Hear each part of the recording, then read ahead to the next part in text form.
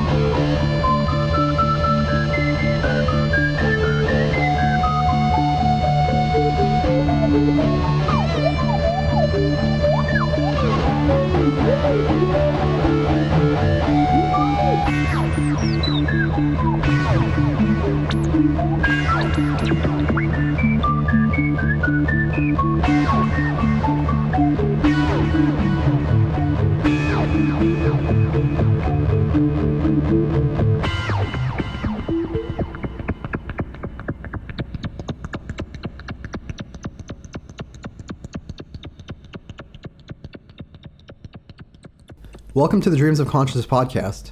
If you'd be so kind, would you mind introducing yourselves? Sure. I'm Brian from Darsombra. I'm Anne from Darsombra. You guys were actually on the podcast back in 2018 when you were on your Southeast Asian tour, which was, if I'm not mistaken, around this time as well, right? Like August, September, something like that? Yeah, I think it was the whole month of September. Yeah, we left end of August and 5 weeks in Southeast Asia. And so I saw you guys when you played JB in the south of Malaysia and Singapore. Where else did you guys play on that leg? We did Vietnam, both shows were in Hanoi, and we did Indonesia, all over Java, and one show in Bali. Yeah, 9 shows in Indonesia, 5 shows in Malaysia, 1 in Singapore, and 2 in Vietnam. 5 shows in Malaysia. I don't even know 5 places to play in Malaysia. It was actually supposed to be 6 shows, but then one of the places we were supposed to play in Malacca, I think it was, Yeah, down got shut down like the week before. The show that happened the week before our show was supposed to happen. Okay, all right. So let's talk about Darsombra. You guys had a way of describing your music the last time we spoke. Is it the same? Are you guys still Trans-apocalyptic galaxy rock? Yeah, it's Yes. the same. Yeah, pretty much, because we don't know what to call ourselves. Lately It people have seems been, to have stuck. yeah, it seems to have stuck. Sometimes a lot of people lately have been calling us genre defying or genre fluid, which is another way of saying they don't know what the hell to call it either. Genre bending, all of that. Shape shifting, that's a good one. Mhm. I like genre fluid. I mean, would you agree with that characterization? Sure. Yeah. I mean, it's weird because there's definitely some genres that we don't do at all. Like you don't hear us doing too much country. No. So maybe we're not completely genre fluid, but But you never know what the future holds. you never know. Yeah, maybe we're gonna do a country song soon. I don't think so. I mean, of the genres that you pull from, would you say that you guys have a preference for any particular one? Like, would you say that you're more progressive or more atmospheric, or Maybe it's a weird one. Maybe psych, just because like it seems that maybe the closest these days to what we're doing is in either prog or psych, something like that. Yeah, but we keep wanting to make things heavier in the future, so metal is never that far away. Yeah, sure. yeah? And I mean, any specific type of metal, or do you feel like you draw from the genre as a whole? Again, not all the genres. Maybe leaning more towards the doomy, stonery, and Yeah. the more Sabbathy end of the Yeah, metal spectrum. traditional metal like Iron Maiden or Judas Priest or something, the more melodic stuff, the singing metal. I don't think we spoke about this, but you guys are based in Baltimore, and Baltimore has always had or Maryland, I guess, as a whole, has always had this kind of doom metal, the center of doom metal. A lot of great doom metal bands like The Obsessed came from there. Yeah. I should mention that Brian was in Meat Jack, who were, this kind of like epic sludge band. In fact, Meat Jack were one of the first bands that I interviewed on the original Dreams of Consciousness when it was a webzine 20 years ago. I mean, do you feel like the history of doom metal in your area has something to do with your sound? Rubs off on you? Probably. I mean, like the Sabbath thing runs very deep through this region for whatever reason. I think, because Baltimore was very much has this working class kind of vibe. And so people hear like their metal, on the sludgier, doomier side of things, I think. Yeah. So I saw you guys in 2018. If I'm not mistaken, you played some sections of what ended up being Transmission. Yeah, you called it nascent, so it was just a little baby. Yeah. Yeah. And 2019, we did a Q&A when Transmission came out, and other than this latest album, which we'll speak about shortly, you guys put out a 2-song EP of 2 songs, which will be on this upcoming album. Yeah. Different. Yeah. Modified versions, right? Variations of those 2 songs. Yeah. Honestly, yeah. Yeah. Yeah. I don't know if we really got to speak about your songwriting process. How do songs usually start for you? Well, there's a lot of jamming. Yeah, a lot of jamming. Just jamming With and jamming. recorders, with taping it while, recording it while we're jamming. And then, we glean out the juicy bits and cut out the fat, mostly. Doesn't seem like it when we make a 40-minute song, but that's maybe years and years of previous jams Yeah. adding up. Specifically on this new album, there was a lot of jamming. Initially, the newest album, it started when we were stuck in the house for, indefinitely. We didn't know. So we're like, oh, I can't go anywhere. I can't do anything. Let's just play music and record it all. About 3 months. Yeah, it was about 3 months in. And then the way some of the newer songs came together was just going through those jams. And then I would sort of pull out the good bits and stitch it together sort of Frankenstein-like. And then we would go back and sort of re-record it with, better quality. But, after I sort of arranged these little Frankenstein bits from the original recordings, okay, I want this to be here and that there and that there and that there. And then we'd go back and sort of, redo it. Oh, I do a little bit. Yeah. Yeah. It wasn't just you. Yeah, well, no, we both did it. This was probably a collaborative process. Yeah, Transmission was collaborative too, but this one, Transmission, we were recycling riffs that you had written maybe like 5, 10, even maybe 20 years ago. Yeah. This one, I feel like most of it really was born after the initial sort of lockdown here in Maryland, like mid-March 2020. So, but that's usually our songwriting process. Record a bunch of stuff, just demo versions of things, and then kind of go back and pick out the little bits that we like, that we think, ooh, this could be something more. Let's flesh out this idea. Let's elaborate on this idea, that kind of thing. And try to relearn how to play it. Yeah. Yeah. Sometimes like, what the hell were we doing? How did we do that? Then we got to figure it out. Yeah. So March 2020, when you started jamming, were you jamming with the idea specifically that you wanted to write a new album?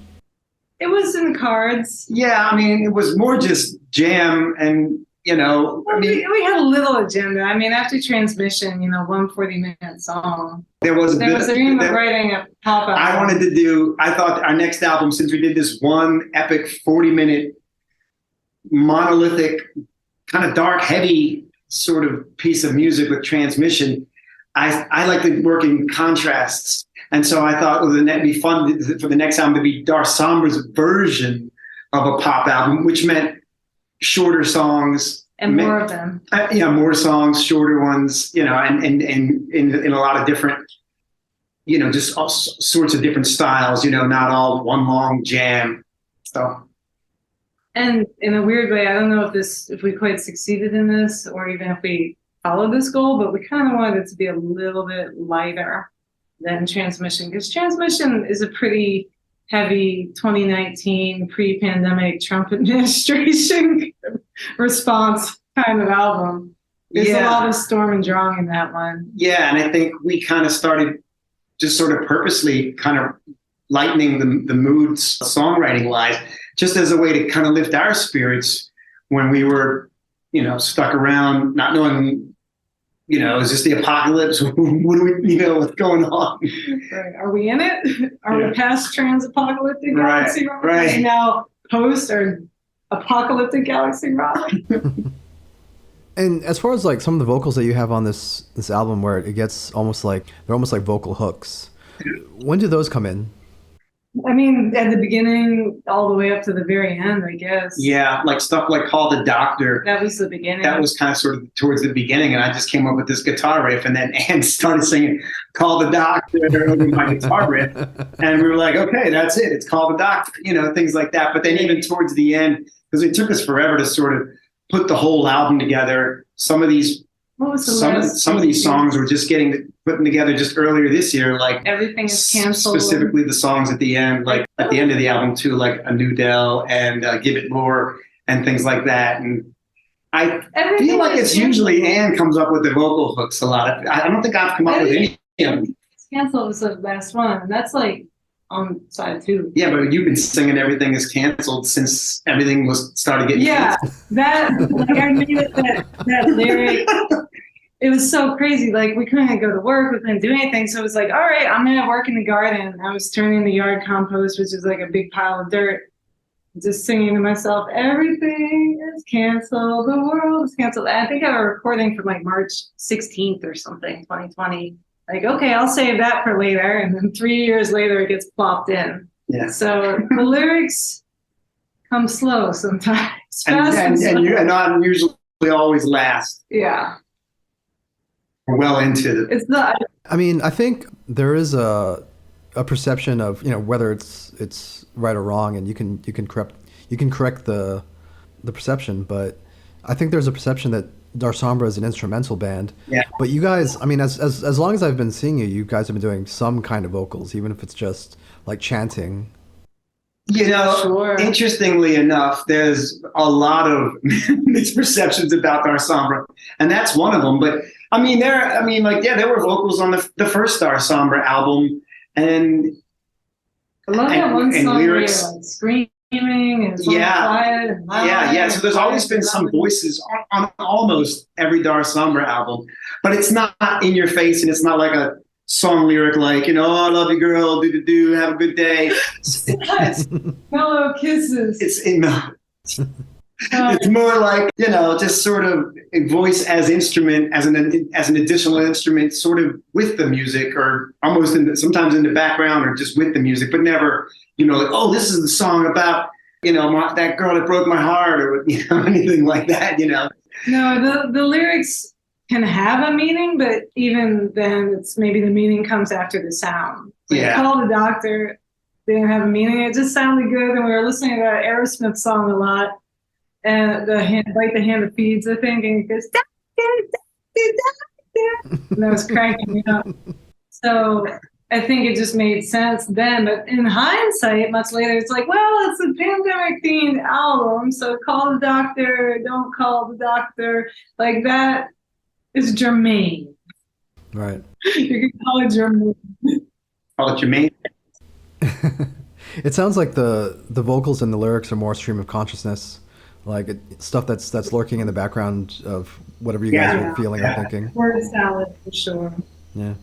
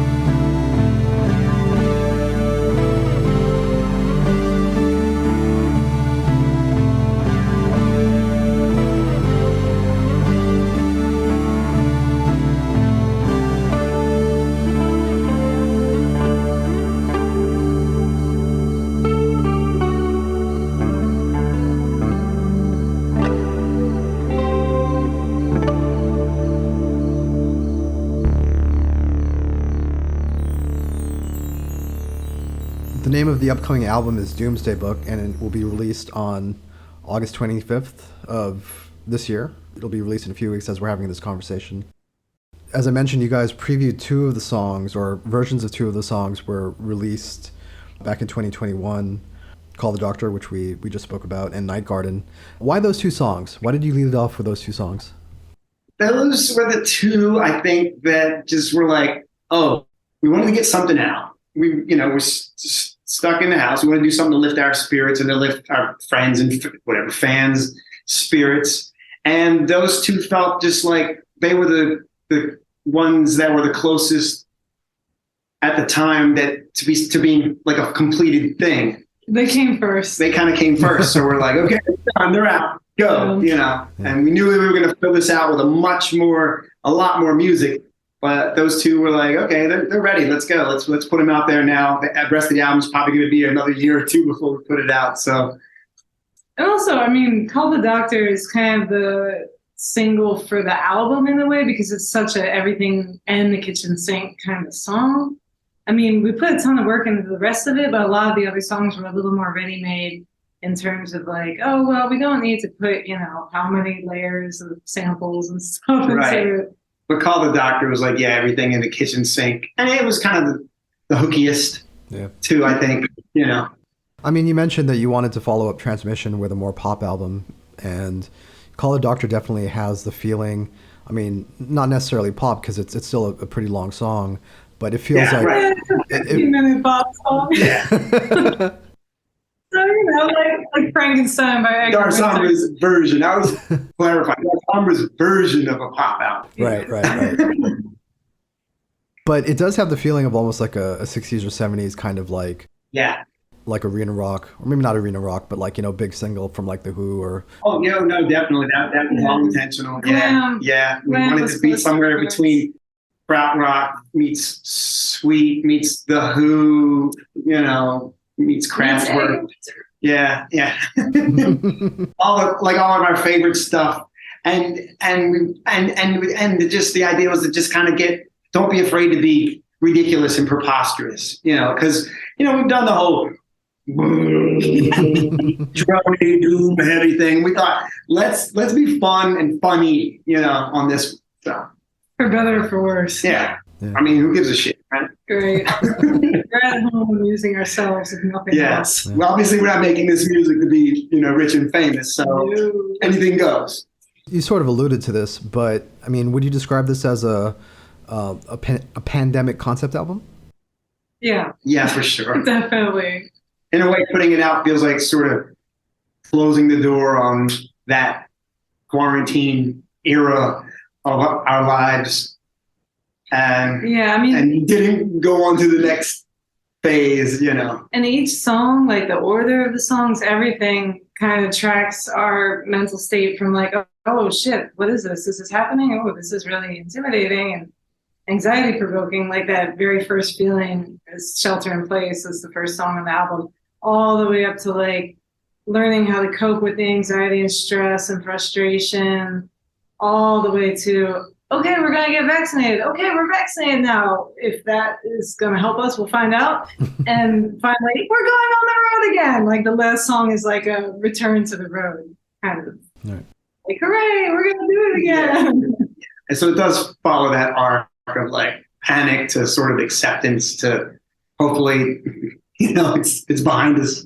Traditional Western literature has the concept of the prodigal son as like a character, the protagonist of a story, going on this great journey, like The Hobbit or something, and then coming home, living to tell the tale. And the great journey for us was not like, oh, we're going out in the world. It was more, we're going in.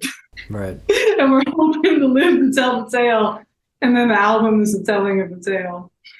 So this is like your Joseph Campbell hero's journey? You guys getting back?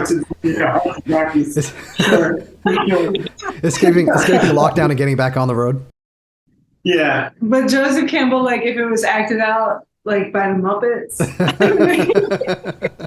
So is the narrative linear? Or I guess maybe narrative's not the right word, but okay. Totally linear. I mean, I could literally go through it we could go through every single song with you and tell you, and this is when this happened, and this is when that happened. Right. I mean, it's sort of loose, but also it does follow an arc. If you listen to, it's a double record, and if the first half is much more like sort of heavier, panicky almost, and tension filled, and the second half is a little more like We can do this. like, okay, we got this. It's not the end of the world. We're gonna live through it, and so Cultivate. Which isn't too dissimilar to the story arc with Transmission either. So it does seem to. But Transmission is more external to me in terms of like it's a reflection of the world that we were existing in, like outside of our home. Like, oh wow, like there's a lot of like crazy shit happening and concepts of death. It's kind of plays with that. Like the first half is this very sort of Judeo-Christian, you're gonna die and go to hell kind of thing. And the second half is more of like, you might get reincarnated and it might be awesome. So okay. Yeah. Whereas I think this one really, the prodigal son is just the people who are returning to the road. That's the return, is ironically leaving the house is being the prodigal son as opposed to coming back to the house. Right. It's more the journey within. I mean, you mentioned that you released Call the Doctor, Nightgarden first because those were the first two songs that you completed. How clear of an idea did you have going into the album of the narrative arc that you wanted to have and the way that the album would be structured? I think we started compiling the demos, and I have a vivid memory that by summer 2021, we had a playlist on my little iPod with all the demos in pretty much the order that the album ended up turning out in. So at some point over the winter or maybe the spring between 2020 and 2021, we sort of had arranged the demo in a sort of like, oh, maybe if it goes like this, it would feel nice, like just the flow of the music would feel nice. And then we ended up pulling out a lot of stuff because we had way more stuff recorded than even a double record. It was like a triple record or more, and we were like, well, we gotta cap it at about the 80-minute mark. So we had 3 hours of demos. Yeah, like that playlist was 3 hours long.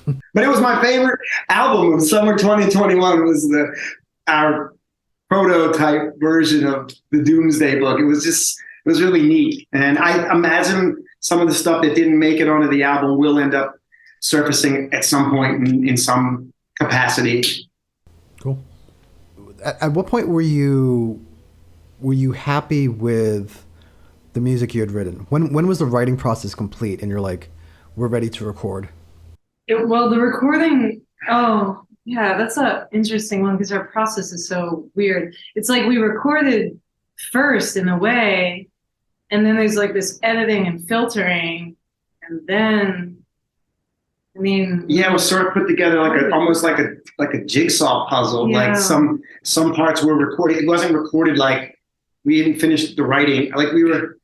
It's like we were writing and recording it and revising it as we were recording it. So, really, we were recording parts of it as early as 2020, and then even up to earlier this year, we were still recording little bits, fitting in things, changing little things, or fleshing out stuff that we had recorded previously. It was put together very jigsaw puzzle, like a lot of it. And there's even bits that ended up from the original jams. There's only a couple of bits, but there's a couple of bits in there that we've just like, this is done just the way it is, and just kind of plopped it in the middle of a song or edited it in somewhere because we were like, this is a complete piece just like this, but we need to figure a way in and out of it. And so we then had to record getting in and out of these parts, So it was weird. It was never... It was being recorded and written at the same time. So there's something kind of funny in the process too. Like, for example, with Call the Doctor, a lot of that was composed around like that sort of bass line keyboard line that's right. Like a D, A, D. The whole song has it going. And, we're the sequencer part in the background. The sequencer, like an oscillator. Yeah. Yeah, and technically it's an arpeggio on my synth, like using the synth as an arpeggiator. But like playing with like the cutoff and low pass filter and all that stuff with that kind of gave us like, oh, well, that kind of sounds like this, and I'm gonna put that in. So it's kind of like a song sort of composed itself in this weird Mobius strip type thing. And that wasn't, I don't feel like that was exclusive to Call the Doctor. I feel like a lot of the songs on the album would like inspire themselves in different ways that we couldn't have even predicted in the initial composition of the songs. There was a lot of evolution. Yeah, it's almost like having a pretty fleshed out sketch, but then starting to elaborate on it and put little decorative bits on top of it, you know. Mm-hmm. And we should mention that you guys have your own studio, your own home studio. We're in it right now. It's not very fancy right now. I'm curious what your setup is. Are you recording to a computer? Are you? Yeah.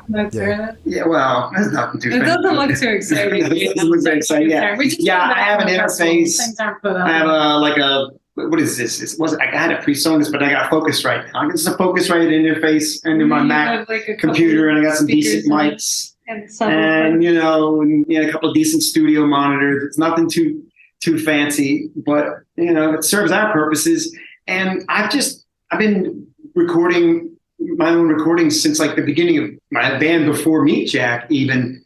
And I just love the idea that at any given time, I can go into this room in my house somewhere and just start putting down something. And I don't have to be like, oh, I better book some studio time. And that's going to cost me this money.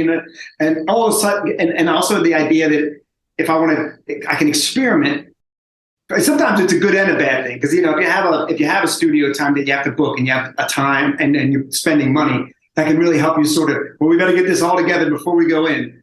And here we can just doodle and noodle around for days, on weeks, and months and years on end, and try things 17 million different ways.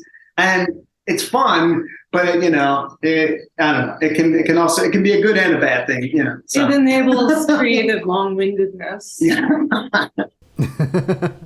I mean, it sounds like a lot of the arranging is done after the recording.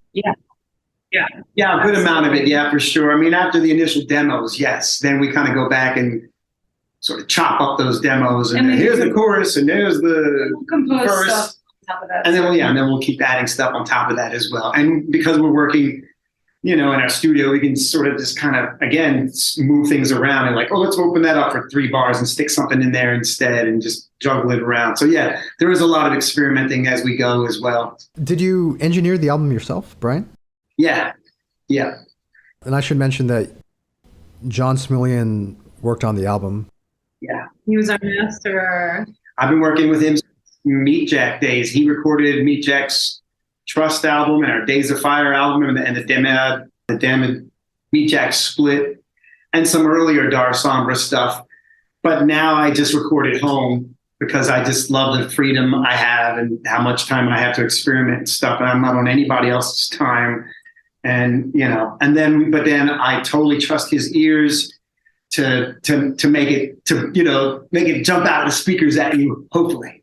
It's funny, I was thinking about this, sorry, and to keep jumping back to Meet Jack, but a lot of those old sludge albums were not particularly well recorded. Yeah.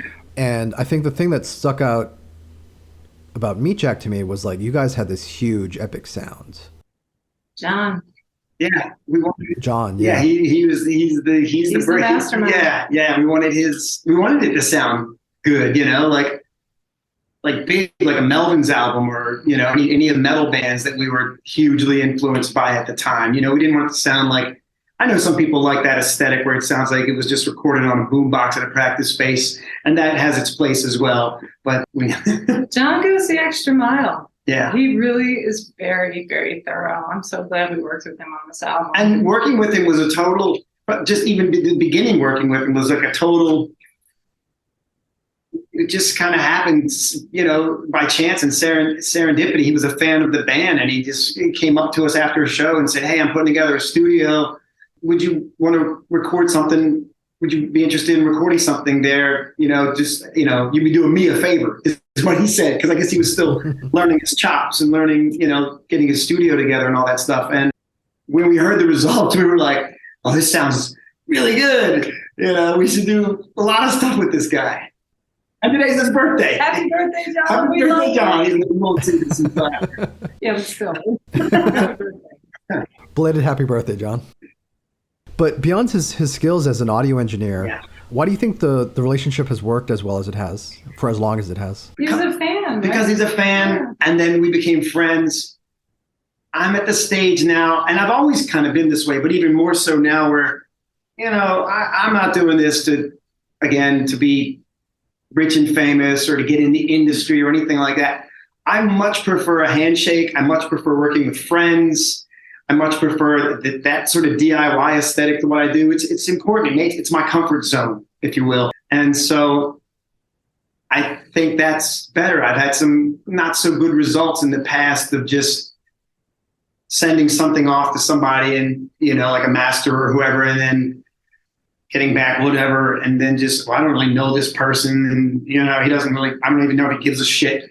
And I've also had really good results too doing that, but this just felt really good. And so for the last several projects, I've always worked with people here in town. And Jon was actually out of the game for quite a while. He only just recently, we started, he went and had a family, and he was kind of, didn't have time to do the indie DIY, no money in it music, thing for a while.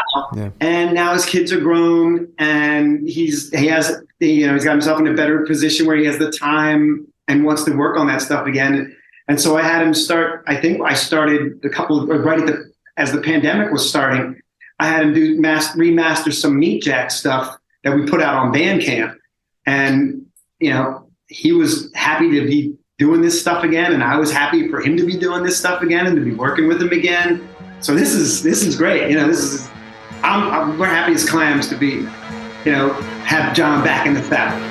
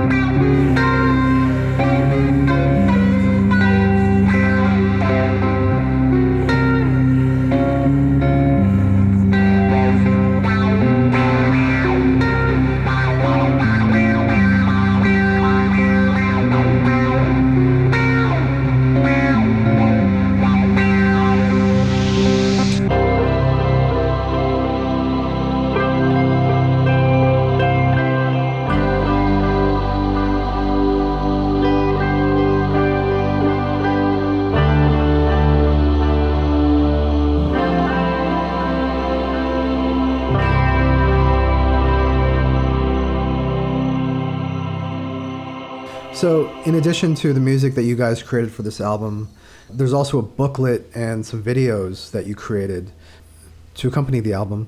And can you tell me a little bit about the booklet that you created and some of the videos? Oh yeah, the booklet, the Doomsday Book. That's the booklet. The Dumesday Book, exactly.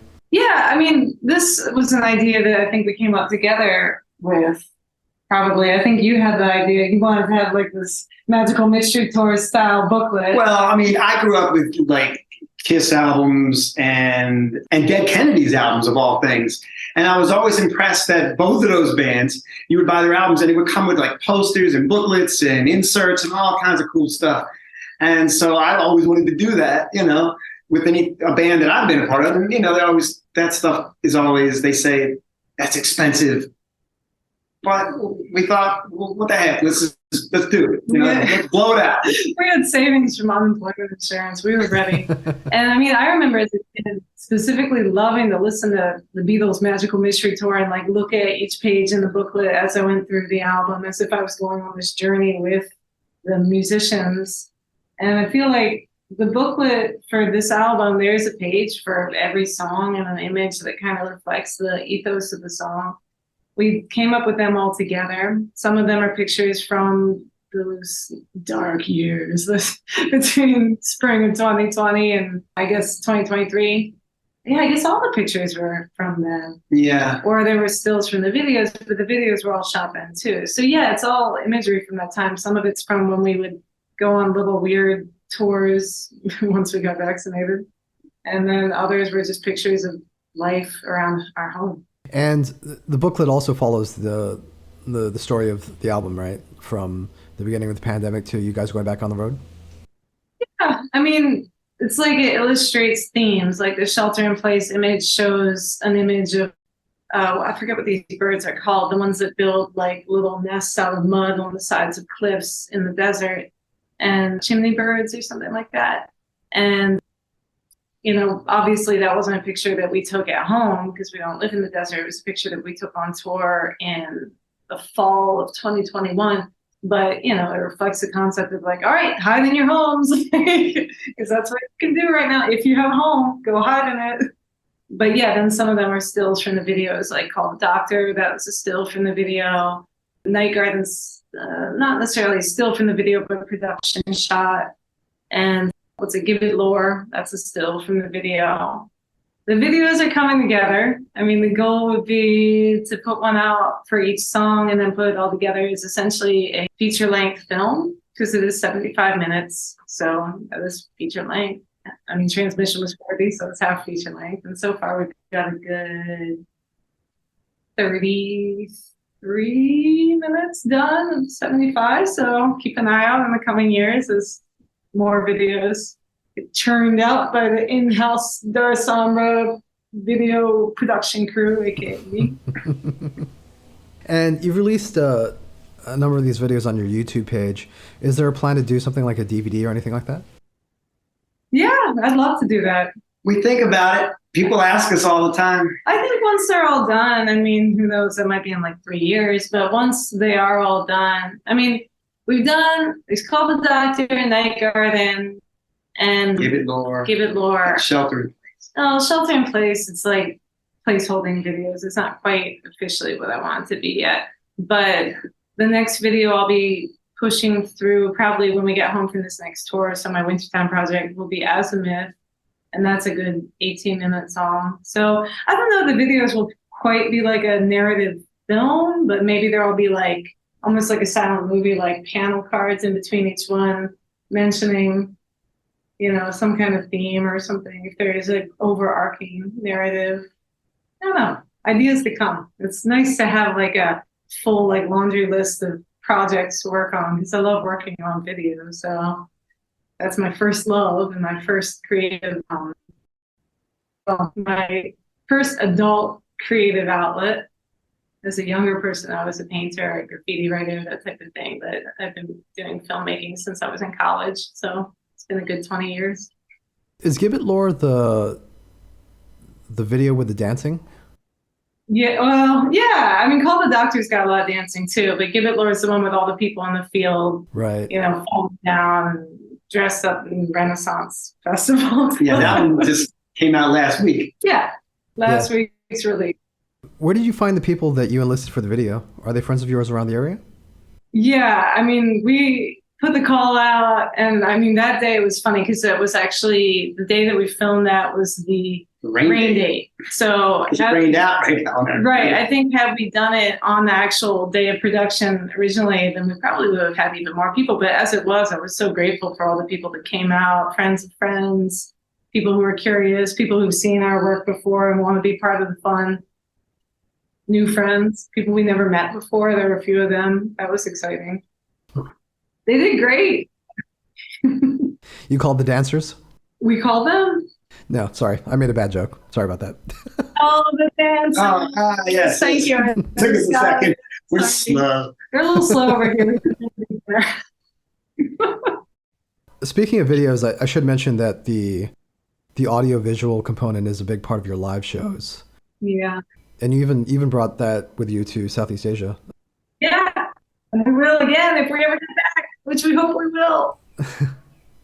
So as you guys are planning this tour coming up and you're coming up with your set list, do you also have to keep in mind what visual is going to accompany you while you're playing?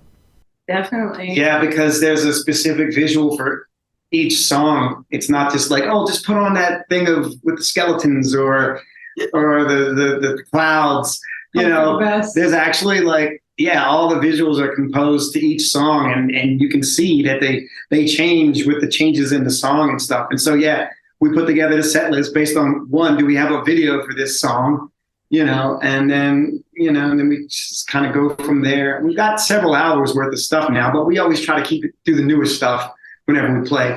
Although we still are bringing out Transmission. And since we saw you in JB, Transmission, we had a video for them, but it was kind of like some of it was placeholders, like just different colors that were evocative of the quality of the music. Since we've seen you, that video is finished and much more fleshed out. I don't think we'll do anything quite like that with this album, simply because the songs themselves are a challenge to adapt to the stage show. Like the next song we should probably adapt would be Give It Lore, because we have a video for it now. But a lot of these are creations of the studio. And so never with the intention that we were even going to play it live. I mean, like even Call the Doctor, we were like, let's make this crazy song. And then, oh, you know what? That'd be cool to figure out how to play it live. How are we even going to go about doing Yeah, because in the past we would like write songs and like to be played live, and then we'd go out and play them live and then record them. And then make a video after. But when we were stuck in the house, we didn't know when, if ever, we were going to go out again. So we just started making a studio album. So we started with Call the Doctor. We started putting in chickens and owls and frogs and all that stuff, and a giant vocal choir with like, I don't know, 10 or more voices and tons of layers of guitars and synths. And it's just the two of us on stage. So now we're kind of having to go back with this album and be like, how do we adapt some of these to live? So, so that's a challenge.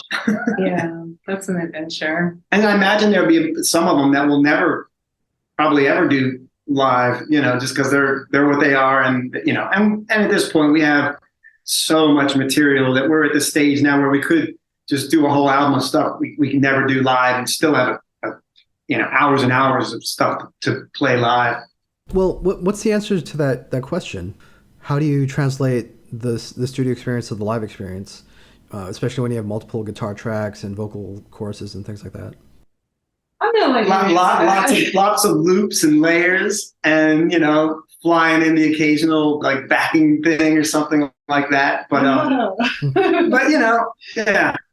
But because we don't have a drummer, it's kind of integral for us to have at least one loop, whether it's a synth loop or a guitar loop or something, to help us keep the tempo of the song. And conveniently, that loop is what we time the video with. And so, like, if I compose a video following that loop and I trigger the video when he triggers the loop, they work together really nicely. And I guess it gives you kind of a signature, like, oh, the music and the video happen at the same time. Wow, that's wizardry. It's like we just pulled up the curtain and showed you the Wizard of Oz hiding behind people say, is it MIDI? How are you doing that? It's like, no, it's a lot of just like, and go. And we can look at each other and be like, And now you know what the man behind the curtain looks like. pay no attention to that man behind the curtain. Yeah, between Wizard of Oz and 2001 Yeah, that's what our band is based on. 2001 and Wizard of Oz. and Wizard of Oz. Yeah. That's about it. That's Maybe, pretty much- maybe a little bit of Alice in Wonderland, Yeah, sure. but the book. And Scooby-Doo, don't forget Oh yeah, Scooby-Doo. Scooby-Doo. Can't forget Scooby. These are the things that drive Darsombra. Scooby-Doo. So when the album comes out, you guys will be embarking on a 2-month tour. Yeah. Just North America? Well, yeah. Yeah. This time around, this run is North and America Canada. and so US and Canada. Yeah, and then I think next year we're going to hope to try to come to Europe and I don't know wherever else. Maybe we'll come back to Asia. Just wherever we can go, whatever the whatever it looks like. Wherever the love is. Yeah. Go where the love is. Go where the love is. Go where the offers are. See what we can make happen. So people will be able to get the full run of tour dates on your website and on your social media pages. But is there anything in particular you want people to know about as far as festivals you're playing or things like that? I mean, we got some cool shows on this tour. We're playing the Mushroom City Art Festival in Baltimore at the end of it. And we're playing the first Black Hills Psych Fest in the middle of it. And we're playing... We have our first show on Protection Island in British Columbia. That's an island between Vancouver and Nanaimo. And we actually have to take our gear on a little boat or something out to this little island to play. Yeah, we can't take the whale van. That'll be fun. And the whale van in town. And we're playing couple other festivals. We're playing the Shadowwoods Reunion Festival. That's actually the last date of the tour, which is really a nice place to land because they've really made it very homey for us. They have accepted all of our art shit. Yeah. We're like, you metal. They are the most metalheads. This is not, we're not really a metal band, but they love us. They still love them. And so we love them. We love them, and it's a great place to land. But to be fair, the curator, Mary Spiro, does have a really unique vision when it comes to metal. And I find that what's so cool about playing the festivals and shows she puts together is that no two bands sound alike. It might all be metal, but it's this wide variety of different kinds of metal that it just doesn't feel like the same old Cookie Monster band after band after band. Mm-hmm. It's that diversity is something that I never take that for granted. You say you're not a metal band. I'm curious who your audience is. We are too. We are too.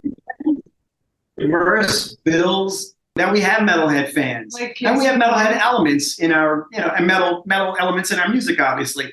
But we just played a noise experimental festival this past weekend, and so we have we're not really a noise experimental band either, but we have elements of that in our music, and so again the genre fluid moniker title whatever kind of works with us because what about the Mushroom Festival?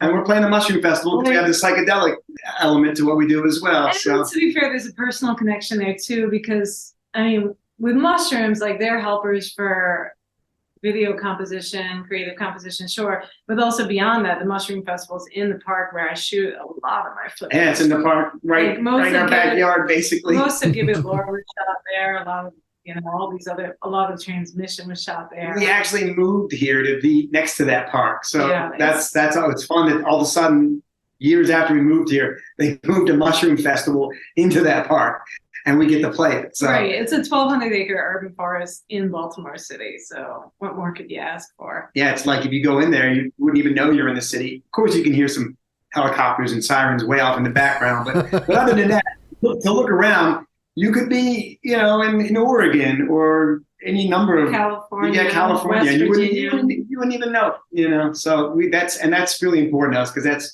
we thrive off of that kind of a thing. I mean, we're city dwellers. We live in Baltimore. We like the art and the culture and the stuff, but we really like the nature a lot too. So that's very, very important for us.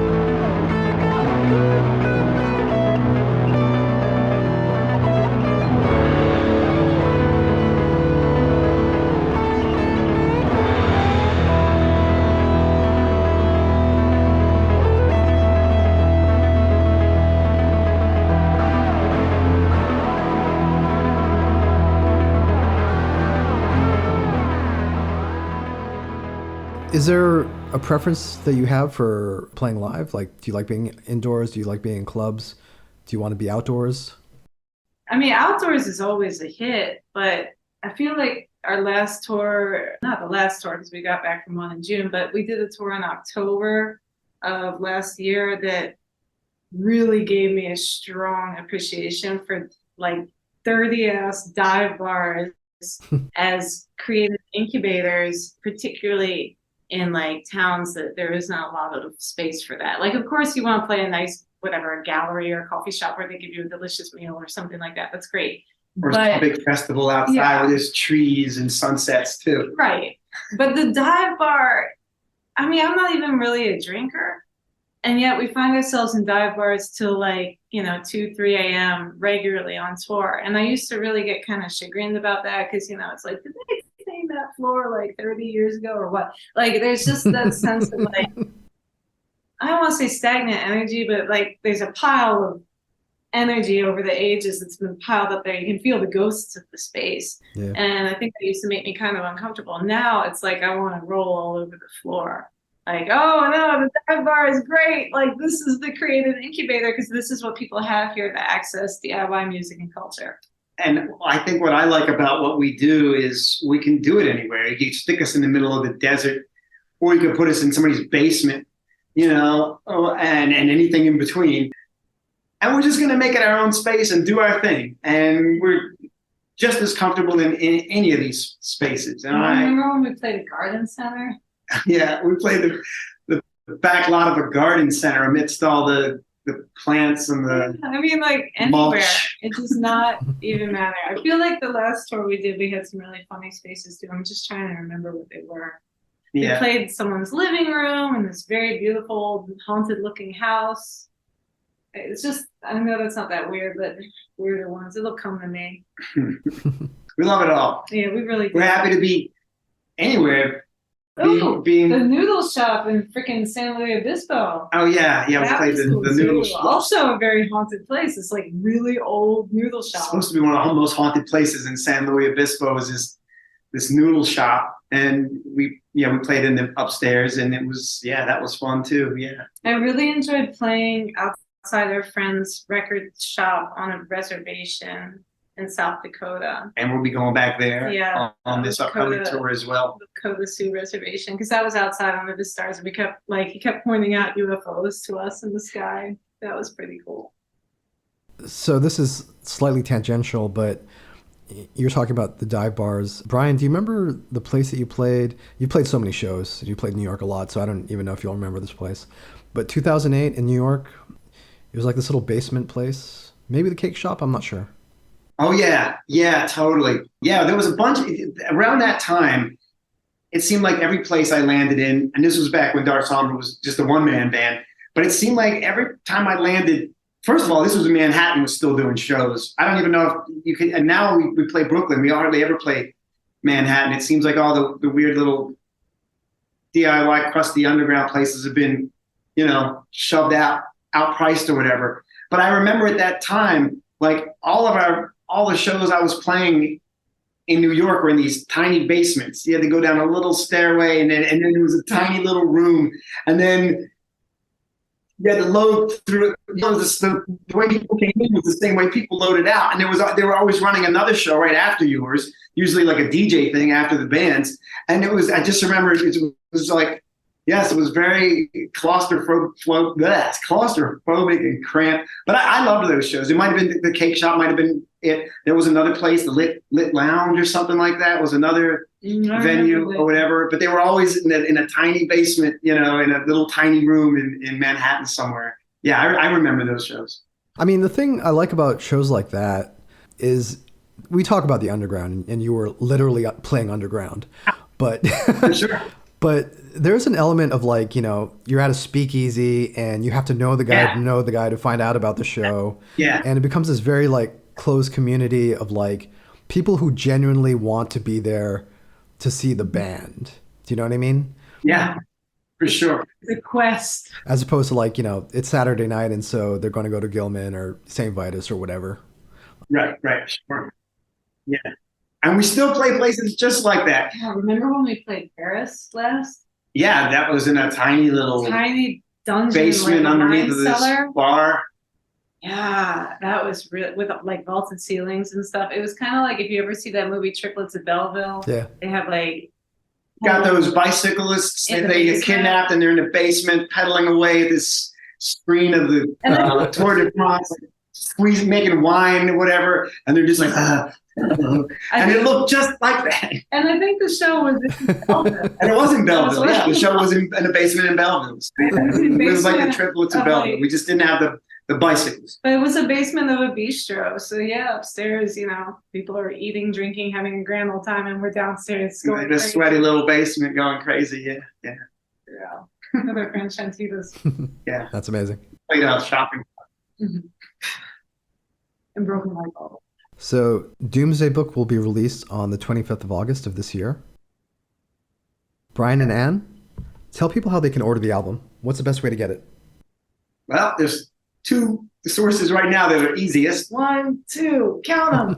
One is darsombra.com and just go to the shopping, whatever the store, The merch. merch The page, merch whatever the page. merch link is. I think it's called store, online store or something. And the other one is to go to our Bandcamp page and you can go to the merch section of that too. And it comes in limited time only. The new albums comes in these special bundle packages where you can get a limited edition t-shirt that we're only doing as like this one-time thing that'll come with it, or like a little handmade bismuth crystal. And it's been making bismuth crystals as part of Let me see it. the A little one. as part of a COVID hobby that she started getting into. They're all giant bismuth crystals in here. Yeah. Then there's a bismuth crystal on the It's on album the cover, but where she has little handmade ones, so you can even get special bundle packages, or just buy the record. It's gonna be double vinyl or a single CD or digital. There's currently no plans to release it on cassette, but I imagine at some point maybe a cassette edition might end up making its way out there as well. I don't You can know. find the manufacturer, they'll do, I guess, 40 minutes per side, 45 minutes per side. Yeah, we don't want to do one of those double cassettes. That's too much. Almost plastic. Yeah. We spoke a little bit about the booklet. Do you want to say anything else about what people will get from the vinyl? So the vinyl, there's a booklet there's this tinier booklet with the CD. The same booklet is with Let me the get a sticker. I can show that. Here it comes. The same booklet comes, but a much larger version of the booklet comes with the vinyl version of it. It's like 10 by 10, and I think the CD version is like 4 inches or something. And there's a sticker that's exclusive to the album as well that comes with it, and a digital download. Oh yeah, so beautiful full color 10.5-inch booklet, very fancy and great. And then this little sticker as well. So we mentioned your website. How else can people find out about tour dates and updates about the band? Yeah, so if you look us up on Instagram and Facebook or darsombra.com, I think those are the best three outlets to find our info and tour dates. And then we have a YouTube channel, although that doesn't usually have tour dates on it. And for those interested, we do have an email list, and we send out pretty regular email updates. And Yeah, I you can think you can join that through our website. Yeah, and we send out stuff whenever we got some news to announce. Few emails a year, nothing too intrusive. Just enough to keep it in. And people can see all the videos that Anne created for the album on the YouTube page, right? Yeah. Yep, they're all going to YouTube. My old friends, I started a YouTube account for my own personal video work, I think back in like 2004 or something like that, when I first graduated college, and thinking like, yeah, that's cool, that's novel. And now it's like, oh, I've had a YouTube account since 2004. It feels very dramatic.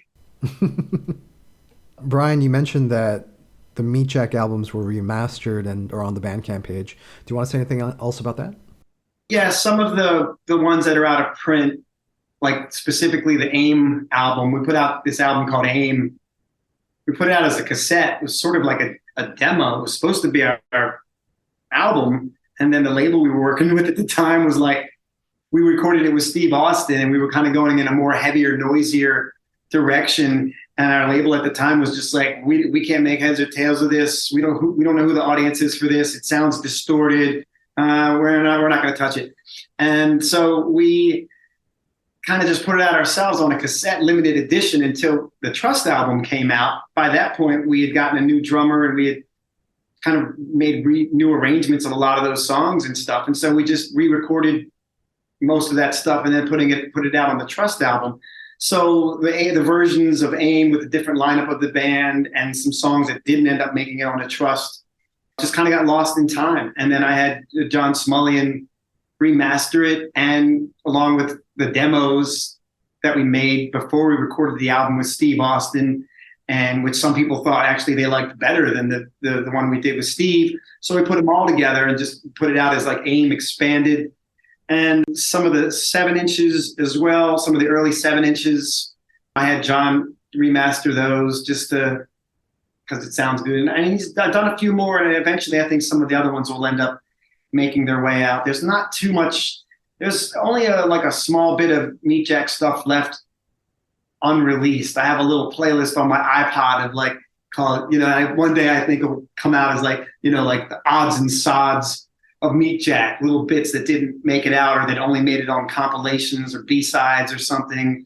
But a lot of them are covers, that we did. We did a lot of covers. We did a Melvin's cover, and we did a Lynyrd Skynyrd cover, and I don't know, a couple other things. I think we covered Black Sabbath or something. And so a lot of this stuff's never seen the light of day. So maybe that'll show up someday. But it's a little more interesting with covers. You got to pay licensing fees and stuff like that. So that's why some of that stuff hasn't quite gotten out there just yet. But who knows? Maybe one day somebody will be interested. I'd love for a label to get interested and put out, vinyl versions of those records, especially Trust or Days of Fire. I think those would be awesome albums to have on vinyl one day. Who knows? They came out during the era of CDs when nobody was really making vinyl, so they never ended up really getting to that format. I mean, grief came back has come to grief. There's this whole rediscovery of a lot of those bands that maybe didn't get the attention they deserved back in the 90s. So I'm sure someone will get in touch with you sooner or later. Well, I'm ready. Very cool. I'd love to get it back out there. It's good stuff. I'm proud of it. Is there anything else you guys want to say? Thank you, Adrian. Yeah, thank you for this interview. We're really excited about the new album coming out, and we plan to tour a bunch on it. Like you mentioned, the tour coming up, the North America tour we're doing. But there is a plan to follow it up over the next few years with, going to Canada, hopefully coming back to Asia, maybe going to some places we'd always wanted to go but haven't been to yet, like South America or, who knows where, maybe. So, yeah, keep an eye out. Coming. Get you. Very cool. Just say we're going to get you. Thank you guys so much. Thank you.